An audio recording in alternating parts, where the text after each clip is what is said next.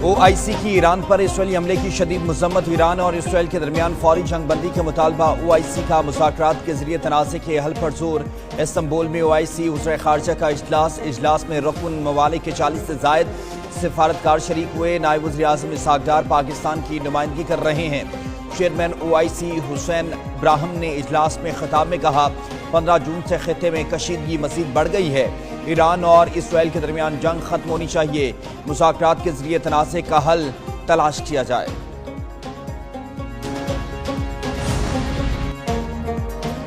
Israel पूरे खित्ते को जंग में धकेलना चाहता है। ईरान को अपने दिफा का मुकम्मल हक हासिल है। तुर्क सदर तैयब उर्दवान का OIC वज़ीर ख़ारजा इजलास से खिताब। बोले, इसराइल मुसलसल आलमी क़वानीन की खिलाफ वर्जी कर रहा है। सेहूनी रियासत पूरे खित्ते पर अपना तसल्लुत कायम करना चाहती है। मौजूदा हालात में मुस्लिम ममालिक में इत्तेहाद नागुज़ीर है। मुसलमान मुत्तहिद होकर इसराइल के खिलाफ आवाज़ बुलंद करें। गजा में लोगों का कत्लेआम किया जा रहा है। इसराइल एक दहशतगर्द रियासत है। आलमी बरादरी को इसराइल ईरान जंग को वसी होने से रोकना होगा। पाकिस्तान की सदर ट्रंप को नोबेल अमन इनाम के लिए नामजद करने की सिफारिश। एलामिया के मुताबिक अमरीकी सदर की मुदाखलत से पाक भारत जंग टल गई। ट्रंप ने सिफारती रवाबत से जंग का खतरा टाल दिया। सदर ट्रंप ने जनूबी एशिया को एटमी तसादम से बचाया। दुनिया ने भारत की बिला इश्तियाल और गैर कानूनी जारियत को देखा। भारतीय जारियत से खवातीन, बच्चों समेत मासूम जानों का नुकसान हुआ। सदर ट्रंप का किरदार आलमी अमन मशरिक़ वस्ता में इस्तेहकाम के लिए अहम करार। पाकिस्तान ने मसला कश्मीर के हल में ट्रंप की संजीदा पॉलिसी को सराहा। Well, they should give me the Nobel Prize for Rwanda and if you look the Congo, or you could say Serbia, Kosovo, you could say a lot of them. You could say, I mean, the big one is India and Pakistan.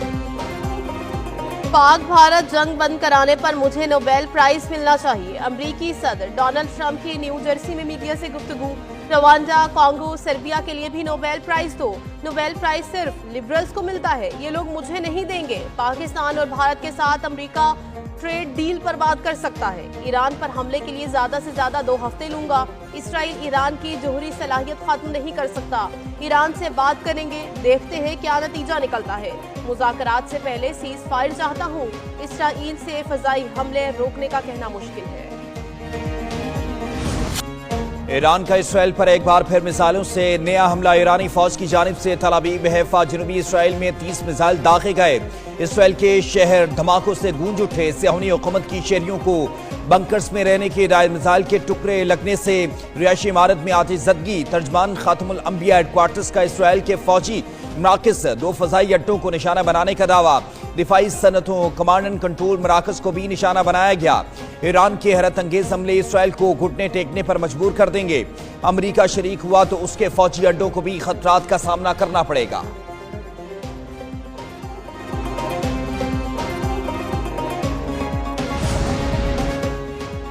Iran जारहियत रुकने पर सिफारतकारी को मौका देने के लिए तैयार है। Iran के वज़ीर ख़ारजा अब्बास अराग़ची की जनेवा में मीडिया से गुफ्तगू। कहा, जारहियत करने वाले का संगीन जुराइम का इर्तिकाब करने पर एहतसाब होना चाहिए। ईरान का जोहरी प्रोग्राम पुरअमन मकासद के लिए है और इस पर हमले बैनुल-अक़वामी क़वानीन की खिलाफ वर्जी है। ईरान अपने दिफा के जायज़ हक़ का इस्तेमाल करता रहेगा। ईरान की दिफाई सलाहियतों पर मुज़ाकरात नहीं होंगे।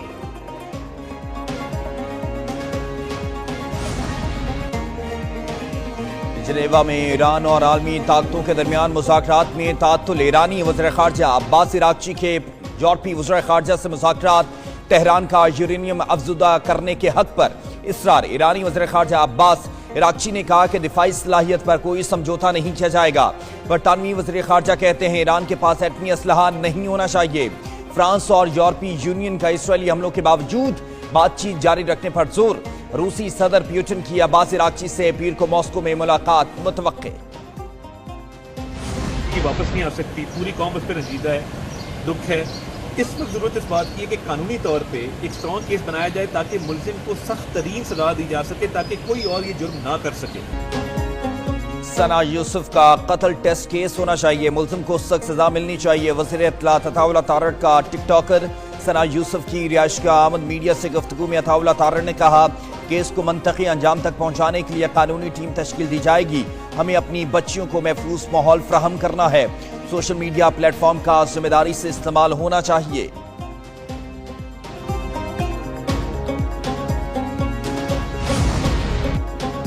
नवीद कबर की जेर सदारत कौमी असम्बली की कायमा कमेटी खजाना का इजलास। कमेटी ने रोशन डिजिटल अकाउंट्स पर मुनाफे के लिए सरमायाकारी की कम अज कम मुद्दत 3 माह करने की तजवीज़ दे दी। स्टेट बैंक हुक्काम ने कहा टैक्स मराहत के लिए सरमायाकारी की मुद्दत 1 साल रखी जाए। ऐसा करने से मार्केट में बेयकीनी नहीं रहेगी। चेयरमैन FBR कहते हैं तय करदा आमदन से कम कोई कमाएगा तो रजिस्टर्ड भी होगा तो कुछ नहीं देगा। ऑनलाइन कारोबार के लिए आमदन 50 लाख से जायद होगी तो टैक्स देना होगा। कायमा कमेटी का टैक्स के लिए आमदन की शरह के तयन पर इत्मीनान का इजहार। मुल्क में आज से प्री मानसून की नवीद महकमे मौसमियात की लाहौर, रावलपिंडी, इस्लामाबाद और दीगर शहरों में बादल बरसने की पेशगोई। सिंध में नगर पारकर, मिट्टी, इस्लामकोट में भी बारिश मुतवक्के है। खैबर पख्तूनख्वा, कश्मीर, GB में भी बारिश का इम्कान जाहिर किया गया है, जबकि बारिश से गर्मी और हीट वेव की शिद्दत में कमी का इम्कान। बलूचिस्तान के बेशतर इलाकों में गर्मी की शिद्दत बरकरार रहेगी। कराची में आज वक्फे वक्फे से बूंदाबांदी का इम्कान।